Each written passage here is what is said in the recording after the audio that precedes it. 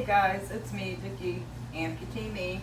If you haven't been to my channel before, I am an above-knee amputee after having my leg amputated twice. I figured I would talk to you guys today while I was putting on my leg and I forgot something, so let me go get it. Oh. Alright, I had to get my liner. I can't put my leg on without my liner. I wanted to talk to you about my last video about inviting amputee devotees. I was amused by some of your responses, kind of horrified by a few other.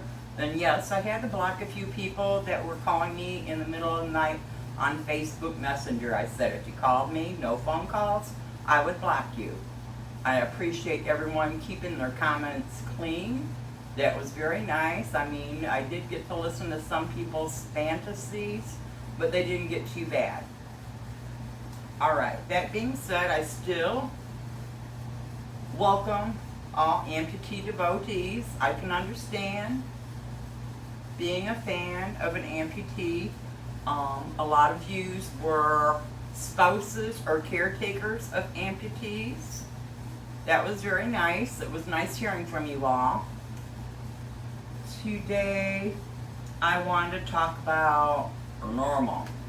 Yesterday was a day that I just wanted to feel normal again.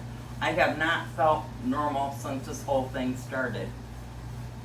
Normal is being able to get up in the middle of the night and just walk to the bathroom, come back, go to sleep. But it doesn't work like that. If I have to get up in the middle of the night, I'm generally up for the day because it entails me transferring to the wheelchair, scooting out our bedroom door backwards so I can be facing the walker into the bathroom correctly, transferring from the wheelchair to the walker, then transferring after going into the bathroom with the walker because the wheelchair won't go through the bathroom door, going to the bathroom, then transferring from the toilet to the walker, from the walker to the wheelchair, going forward back into the bedroom, transferring from the wheelchair back to the bed. Now, by then, I'm wide awake. I just go into the kitchen and make a cup of coffee. I don't care if it's 3:30, 4:30 in the morning, I'm up. That's my new normal. My new normal is tucking myself into putting my leg on every day, and that itself, I do it every day, every single day. And it's just a part of my morning routine. It just depends on what time I'm in the mood to put it on. And that's when I'm usually fed up with the wheelchair. So, my new normal means wearing shoes every day. I was a barefoot girl. Unless I was working, I was barefooted.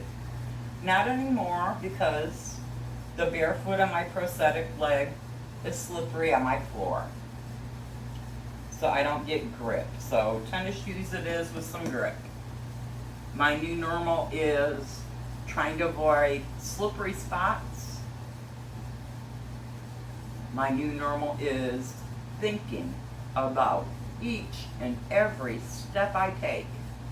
Am I going to lose my balance? Am I going to fall?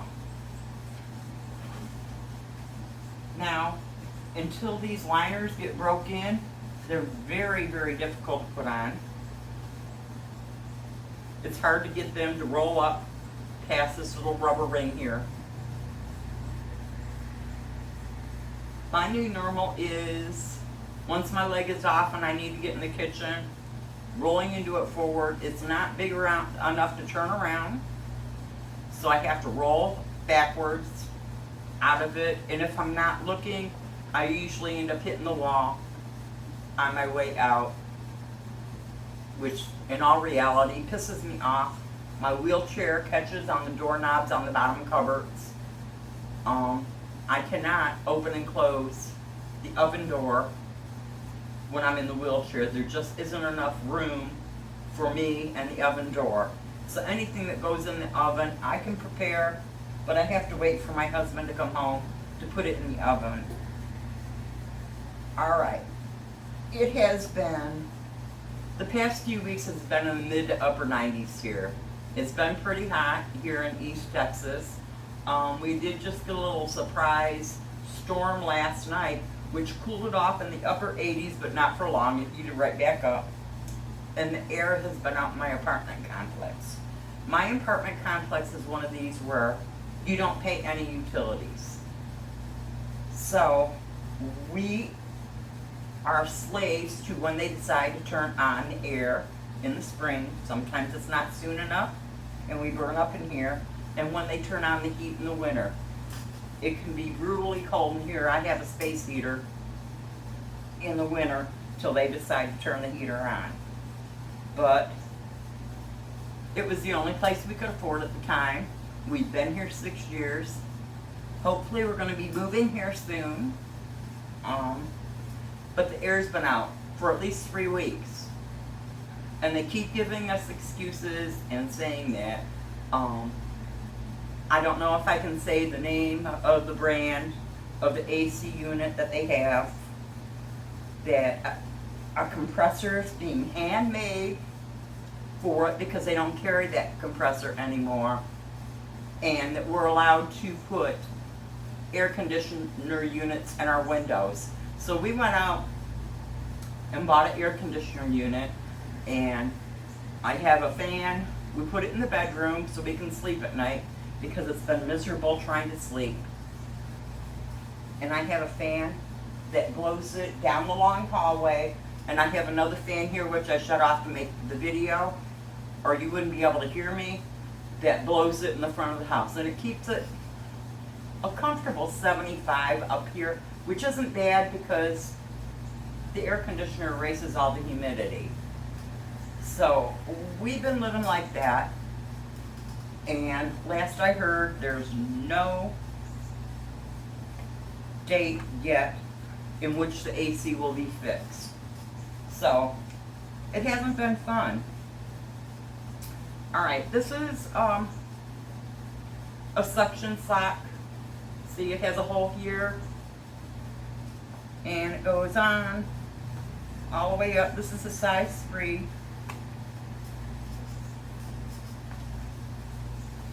And there's a little groove here when you pull the rubber ring up. You fit it in the groove.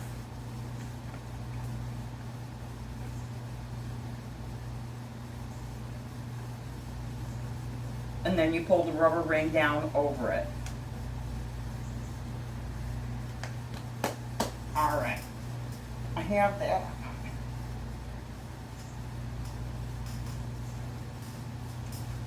So,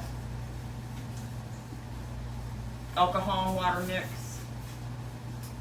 I'm going to show you here in a minute what I have in my travel bag for when I'm out. If I'm just going shopping, I don't bring my backpack. But if I'm not going shopping and I'm going, say, to the processes or to my daughter's house, I bring the backpack with my supplies in it. And what did I do with that? There we go.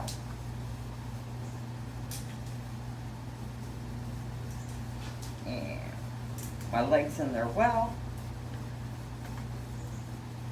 Still giving me a little bit of problems where it cuts into my butt bone, but you put a little padding there, which helps some. Not 100%, but it's an improvement. Alright, my leg is on.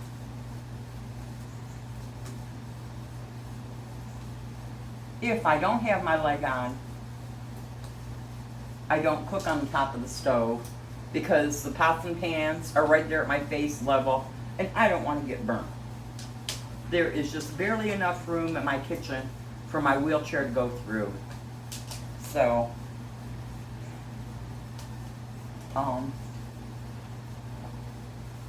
the new normal is putting this leg on every day, going through this, If I need a sock later, I have to pull it off and do the spray down after putting the sock on and getting it all lined back up again. All right.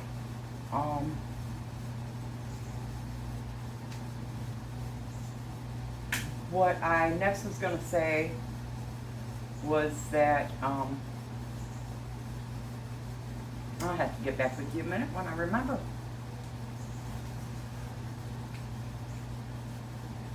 Another part of my new normal is my nightly routines change. I have to take off my leg, take off the liner. I have a setup in the kitchen where I wash my leg and liner in the kitchen, and then I have a setup on the freezer where I put my liner on the paper towel holder to dry. I dry off my leg, and that's part of my nightly routine. If I'm too tired to do it, I got to do it anyway. Oh, I was going to show you what I kept in my backpack. I got a over the shoulder, just one shoulder backpack. I keep in some hex keys in case I need to make an adjustment. I don't bring along my bottle of alcohol and water mix. The prosthetics guy told me to bring a little bottle of hand sanitizer, and I can use that instead. It's mostly alcohol. And the reason for alcohol is it keeps the funk down in there and helps evaporate the water. And in here, I keep, well, my wallet, of course, but an extra 2 pair of socks, a size 3 and a size 1, in case I need to change socks while I'm out. And that's basically all I carry around for my leg. I mean, I usually don't carry a purse, so this has become my go-to when I'm going, especially if I'm driving a long trip. And when I drive long trips now, I'm able to keep my leg on. I don't have to take it off, and it doesn't have to be in the seat next to me. I can comfortably, since getting the suction socket, I can comfortably tuck it up underneath my seat, and it's out of the way of my left foot. So back to my apartment. This basically is a dump. We have drawers nailed shut. Before we even moved in, they were nailed shut, so we can't use them in the kitchen. None of the kitchen cabinets close. The paint is where if you try to wash off the wall, they painted over the backsplash on the stove. If you try to wash off the grease that splatters there, it washes the paint off. So the kitchen looks miserable. The refrigerator in here, the whole side of it's all rusty on the outside, and it sweats. It sweats on the outside. That's what caused the rust. Other than the flooring being new when we moved in here, the pipes in both bathrooms have leaked from day one. The sinks have a constant drip. We notified them. They didn't really care. The sinks, they've come out and they've replaced the piping to the drains. They plunged it out because they said that was what causing it, is our neighbors' drains were getting clogged and it was backing up in our pipes and leaking.